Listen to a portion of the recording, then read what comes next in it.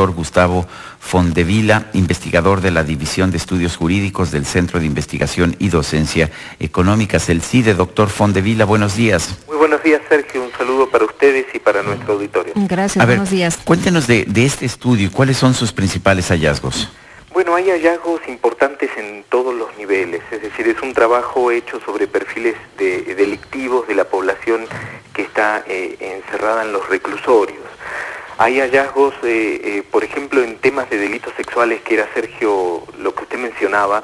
Por ejemplo, una de las cosas más interesantes es que la gran mayoría de los delitos sexuales se cometen al interior de edificios y casas, y por ejemplo otro detalle interesante, que es uno de los delitos donde la víctima conocía a su agresor, es decir, casi en el 32-33% de los delitos sexuales cometidos en Ciudad de México y en el Estado de México, el agresor, el violador en la mayoría de los casos, era un familiar directo.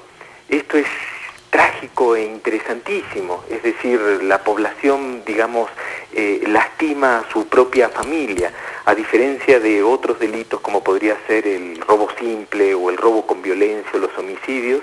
En el caso de los delitos sexuales se trata, ya le decía, en un 32-33%, la propia familia, el victimario es un familiar directo de la víctima, en el 96% se trata básicamente de hombres. Las víctimas son básicamente mujeres y la gran mayoría menores de 16 años. Tenemos una población que es, en términos por lo menos estadísticos, violenta con su propia familia y violenta sobre todo con sus propias niñas. Doctor, y luego nos sorprendemos de lo que ocurre en las calles, y adentro es donde se está originando todo esto, ¿no?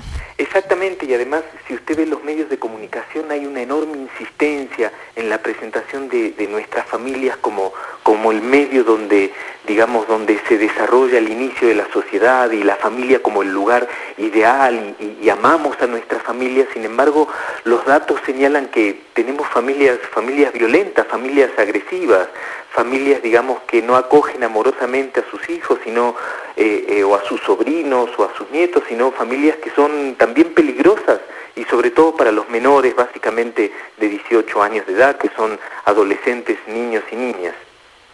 O sea que este caso que hemos visto del padrastro que abusó de una menor de 12 o 13 años que tuvo un hijo, es algo bastante común en realidad.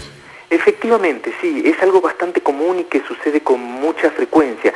Es muy curioso porque la gente acostumbra a sentirse mucho más segura en su propia casa. Es no solamente común en México, sino en cualquier encuesta de victimización en cualquier lugar del mundo, que en las calles. Sin embargo, nuestras casas son, en determinados lugares y en determinados momentos, también muy peligrosas para sus propios integrantes. Insisto, básicamente mujeres y mujeres menores de edad.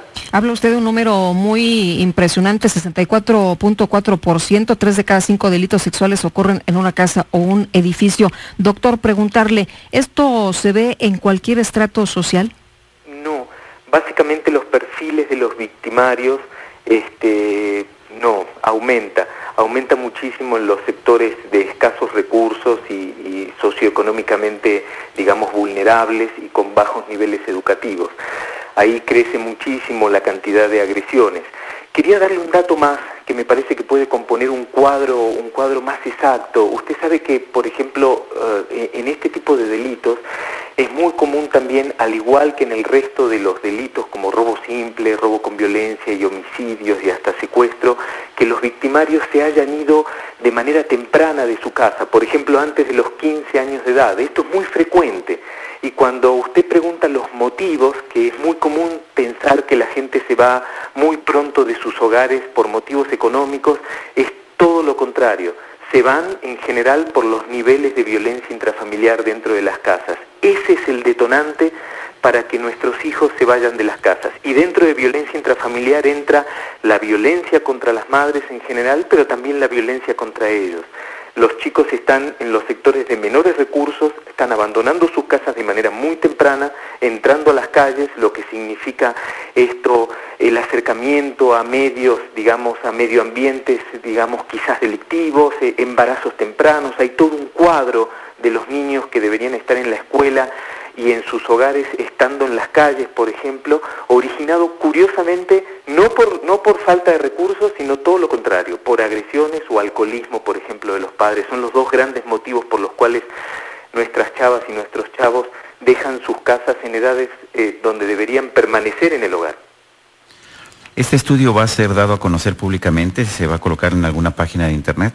Claro que sí, por supuesto. En realidad se trata de un libro y está en el proceso de edición final. Lo que sacamos a través de los medios, de algunos periodistas y conocidos amigos, fueron los datos más interesantes, pero muy pronto se va a publicar a través de la propia editorial del CIDE y va a estar de manera accesible en la página de internet del CIDE. Pues yo quiero agradecerte, Gustavo Fondevila, investigador del CIDE, el que hayas conversado con nosotros.